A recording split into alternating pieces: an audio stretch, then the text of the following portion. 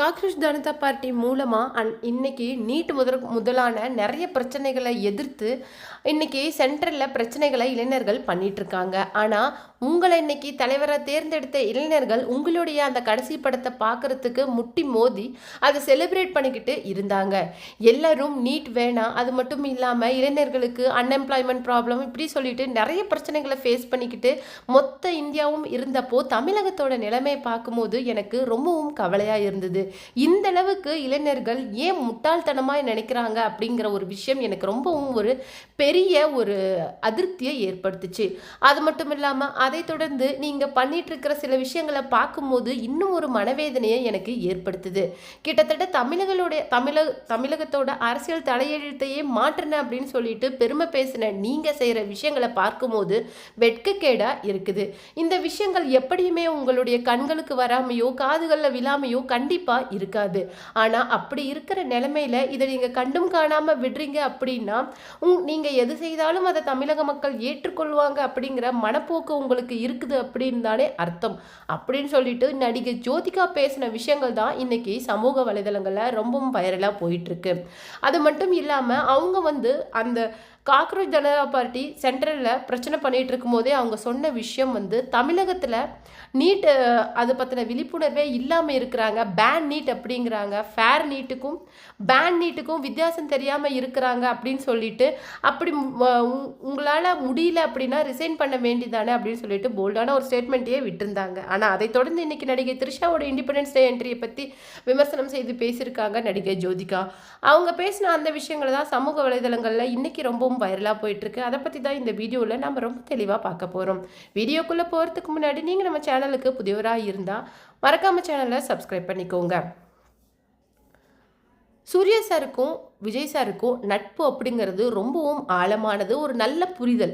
அது மட்டும் இல்லாமல் அவருடைய கருப்பு பட ரிலீஸுக்கு கூட ரொம்ப பெரிய உதவியை பண்ணினது நம்ம விஜய் சார் மட்டும்தான். இந்த விஷயம் எல்லாருக்குமே தெரியும். அதுக்கு ஒரு மனதார ஒரு மன்னிப்பு ஒரு நன்றியும் தெரிவிச்சிருந்தார் சூர்யா சார். அது மட்டும் இல்லாமல் இவருடைய ஆட்சி பொறுப்பை டிவிக்கு சார்பாக ஆட்சி பொறுப்பை முதல்வர் விஜய் இயக்கும் போது எனக்கு ரொம்பவும் சந்தோஷமாக இருக்குது. என்னுடைய நண்பர் இன்னைக்கு தமிழகத்தோட முதல்வராக இருக்கிறது எனக்கு ரொம்பவும் பெருமையாக இருக்குது அப்படிங்கிற மாதிரியும் சொல்லியிருந்தார். ஆனால் அதை தொடர்ந்து ஜோதிகா மேம் ரொம்ப இண்டிபெண்ட்டாக தன்னுடைய பதிவுகளை போடுறதுல அவங்க ரொம்பவும் பெரிய ஆள். அதை தொடர்ந்து இப்போது இண்டிபெண்டன்ஸ் டேக்கு நடிகை த்ரிஷா வந்த விஷயம் அப்படிங்கிறது இன்னைக்கு தமிழக திரையுலகம் மத்தியிலே மிகப்பெரிய அளவுக்கு சலசலப்பை ஏற்படுத்தியிருக்கு. அது மட்டும் இல்லாமல் அதில் ஒரு முக்கியமான விஷயம் என்ன அப்படின்னு சொல்லிட்டு பார்த்தீங்கன்னா நடிகை த்ரிஷாவோட அந்த என்ட்ரி பல்வேறு விமர்சனங்களுக்கு உள்ளாயிருக்கு.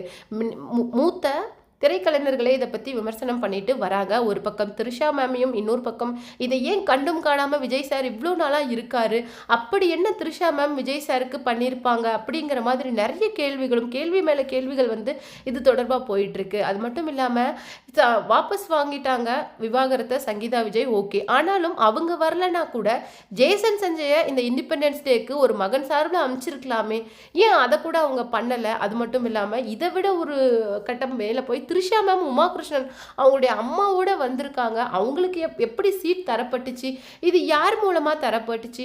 புஷி ஆனதுலேருந்து மிக பெரிய பெரிய ஆட்களே அவங்களுக்கு வணக்கம் தெரிவிச்சுட்டு போகிற அளவுக்கு டிவிக்கேல அவங்க மிகப்பெரிய பவர்ஃபுல்லாக இருக்காங்களா அப்படிங்கிற கேள்வி இன்னைக்கு அவர் ஓட்டு போட்ட ரசிகர்கள் மத்தியிலேயே ஆழமாக இருக்குது.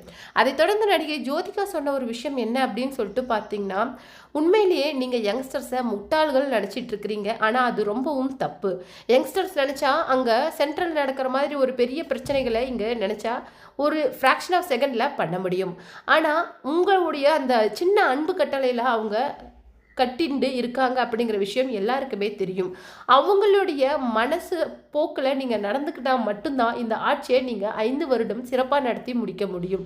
அது மட்டும் இல்லாமல் என்றைக்குமே ஒரு நல்ல தலைவனாக இருக்கிறது ஒரு சவாலான விஷயம். என்றைக்குமே அந்த தலைவன் அந்த பாதையிலிருந்து பிறலாமல் நடந்துக்கணும். அப்படி நீங்கள் நடந்துப்பீங்க அப்படின்னு சொல்லிட்டு நான் எதிர்பார்க்கிறேன். உங்கள் வாழ்க்கையில் ஏதாவது ஒரு பிரச்சனைகள் உங்களுக்கு இருக்குது அப்படின்னா தயவு செய்து அந்த பிரச்சனைகள் மக்களை பாதிக்குது அப்படிங்கிற பிரச்சனையில் அது எவ்வளவு பெரிய உங்களுக்கு முக்கியமானதாக இருந்தாலும் அதை விட்டுறது தான் உங்களுக்கு மட்டும் இல்லை உங்களை சார்ந்தவங்களுக்கும் ரொம்ப நல்லது. அது கட்சிக்கு ஆரோக்கியமும் கூட. அது மட்டும் இல்லாமல் நிறைய ரசிகர்கள் உங்களை நம்பி ஓட் பண்ணியிருக்காங்க அப்படின்னு சொல்லிட்டு நடிகை ஜோதிகா சொல்லியிருக்காங்க.